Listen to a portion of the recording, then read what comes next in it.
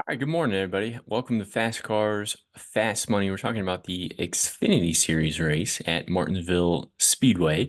Apologies for not being able to get a truck video out yesterday. Work just got me tied up, and then before I knew it, it was basically the start of the truck race. So that crept up very quickly, but trying to make it up today with getting an Xfinity video posted. Not something we've been able to do a ton this year with a lot of short turnaround time. So them qualifying yesterday gives a little bit more time. So we're getting towards the end of the NASCAR season. I mean, this is pretty much it. It's this weekend and next weekend, and then we're gonna know who the champion is. So this is the last race of the round of 8. We're gonna go from 8 playoff drivers to 4. We already know that AJ Allmendinger and Austin Hill are already locked in. Cole Custer and Justin Allgaier are looking pretty good points wise. So unless there's something catastrophic that happens to one of them or chaos or something, like those should be your final 4 drivers heading into Phoenix, unless we get a winner, from someone who's in the bottom of the cut line there. So when you look at Martinsville, it's a 250 lap race, a decent amount of laps. It is a short track. So typically when you're building for these types of races, you want to emphasize and try to lock in who those dominators are going to be. So I usually like to get anywhere from 2 to 3, potential lap leaders in my line, then round out the rest of my line with either drivers who offer place differential upside and or great finishing potential for their price tag. So you'll see I don't really have too many drivers high interest today. I think the slate is pretty open in terms of, who those lap leaders could be, which I think makes it fun to play. So we got Eric Almirola, Custer, Smith, Allgaier, and Creed up there. For me, I'm going to lean on Custer and Smith. One, because Custer has been, if you look at similar track types, he has the highest driver rating of all the full-time drivers, at least coming into these track types. He's also quickest in the 5 and 10 lap average. He's been pretty good, very consistent all year. Starts 10th. He also gives you some place differential upside. So I feel pretty comfortable with Custer. And then since he starts 10th, I was trying to figure out, all right, who's a driver who might be able to get the lead early in the race? And when you look at the grid, you got Retzlaff starting first, Alfredo starting second. Then you have Chandler Smith starting third. So he's going to be able to start on the inside line. Likely will be able to get around Alfredo rather quickly. And then I don't think it'll take him long to get past Retzlaff. So I would imagine Chandler Smith is going to be your early lap leader. He also runs pretty good on the short tracks. He's only behind Eric Almirola and Cole Custer in terms of, driver ratings coming into this weekend. So for me, I'm going to lean on Custer and Smith as my top options in the expensive range. Doesn't mean I don't like Eric Almirola, Justin Allgaier, or even Sheldon Creed.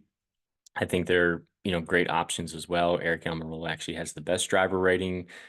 He just isn't, full time. He's a little bit more expensive. So I think he's more of a pivot play off of Cole Custer. I think Justin Allgaier is also potential, play for a lap leader. With Allgaier's point situation, he's probably just looking for a clean race. He doesn't want to get too aggressive, get in trouble. So I don't know how much of a lap leader, he potentially might be today. Sheldon Creed, he's been knocking on the door all season long. Can never count him out. He just doesn't seem to be able to get the win. But you don't necessarily need to get a win to score well in DFS. So it's not like I don't like any of these guys. If I had to pick, most of my lines today are going to start with Custer and Smith. Then dropping down to the 9K range, you got Mayer, Smith, Allgaier, and Herbst. Very similar here too. I mean, I think Mayer and Herbst are a little bit safer per se, just because of the place differential upside that they offer. I would lean on Sam Mayer over Riley Herbst just because we've seen Sam Mayer run well on the short tracks before. I think Herbst likely finishes around where he starts.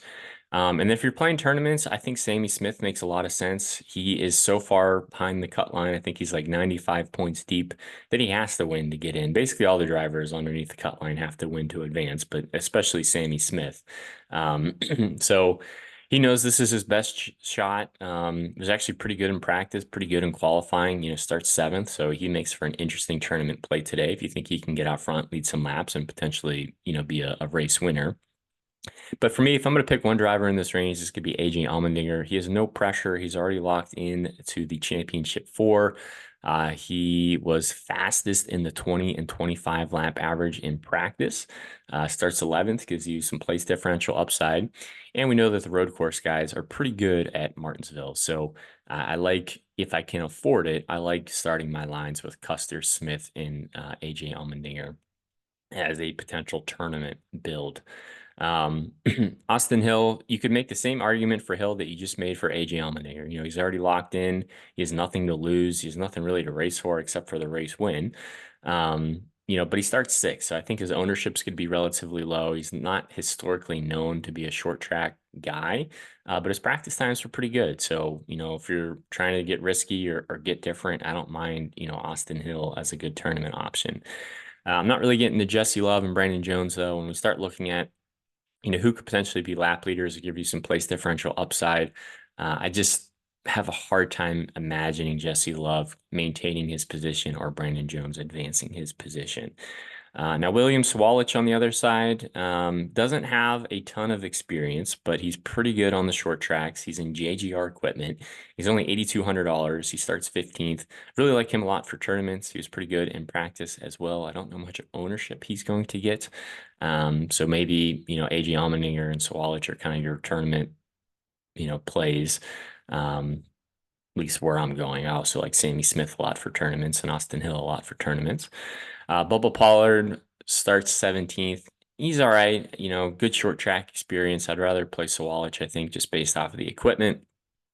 Now, Ryan Sieg's going to be really popular in cash games and in tournaments. He had a brake issue in practice yesterday, so was not able to take a qualifying time.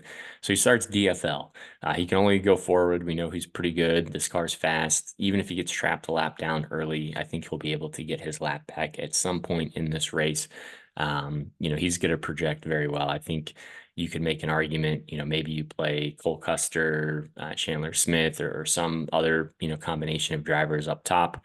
And then you basically just ignore the 9 and 8K range. You just go straight to Ryan Sieg. I think that's going to be a really popular build today, and it should project very well. Not really getting the Kligerman or Burton. They're okay. I don't really see a ton of upside there. SVG starts 20th. Wasn't that great in practice, but we normally see that out of him in the Xfinity series, at least so far this year. He is really good on the road courses, and we know that road course skill set usually translates well to Martinsville. So for only $7,200 starting 20th, I don't mind him at all, especially if you need a driver in this price range. I'd much rather play SVG than a lot of the other drivers priced around him. We talked a little bit about Alfredo and Retzlaff earlier in the video. Pretty cool to see them qualify in the front row. But for DFS purposes, that's going to be hard to get to. I don't think they're going to be able to hold their positions for long. Josh Williams and Matt DiBenedetto, these are two drivers who typically run into issues during the race that you normally have decent pace, but the results just aren't there. So I don't feel too confident about them. Kyle Sieg starts 27th. He's in the 39 car, but we really know it's basically the 29 car that the RSS out of the RSS stable. So not the best equipment, not really a ton of upside there. Jeremy Clements starts 29th. If you need a driver, I don't mind him at all. He doesn't really practice a lot, so we don't really know what type of car he has, but that's very typical out of Jeremy Clements, at least as of late. But we know his equipment's decent. We know he has the experience. We know he's raced here before, offers some good place differential upside. Brendan Poole starts a little too far forward for me. Preston Pardus is another guy I'm going to be taking some ownership with today. Again, more of a road course guy. That skill should translate well to Martinsville. His equipment isn't the best. We don't see him enter, too often. But starting this deep for only $6,000, I'm okay with going there. And then once you get down to the 5K range, it's kind of a crapshoot. There's no one down here. I'm like, oh, I have a really good feeling about this guy. So I would basically just spread ownership down here if you need to come down this low. I'm not really getting the Perkins, Ellis, Honeyman, Bearden, Graham, Ware, Maggio, mainly just because of the equipment that they're in or where they start. If I did have to pick punt plays today, I'm going to lean on Dylan Lupton, Myatt Snyder, Patrick Emmerling, Garrett Smithley, and Greg Van Alst.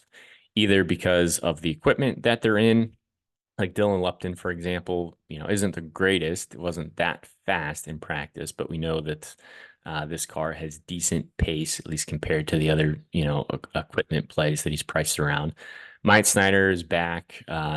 He starts the furthest forward, but he was also the quickest out of these guys. So he has the most finishing upside potential, more of a tournament option.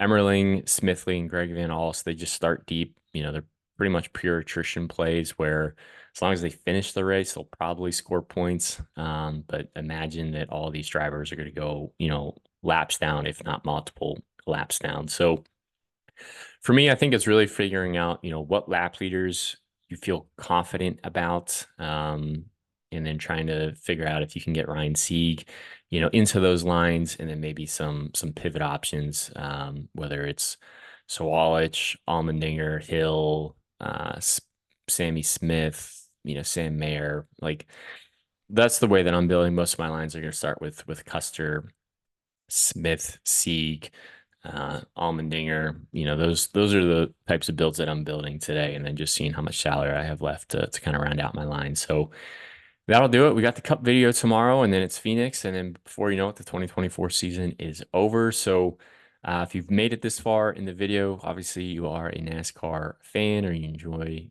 playing NASCAR DFS, and you enjoy the videos. So thank you so much for just following along, supporting the channel. It's been been doing this for a few years now. Got to figure out if we're going to continue doing it in 2025. Hopefully we'll have the support there to allow us to do it. But yeah, thanks guys. Best of luck today, and we'll catch you on the Cup video either later tonight or maybe tomorrow morning.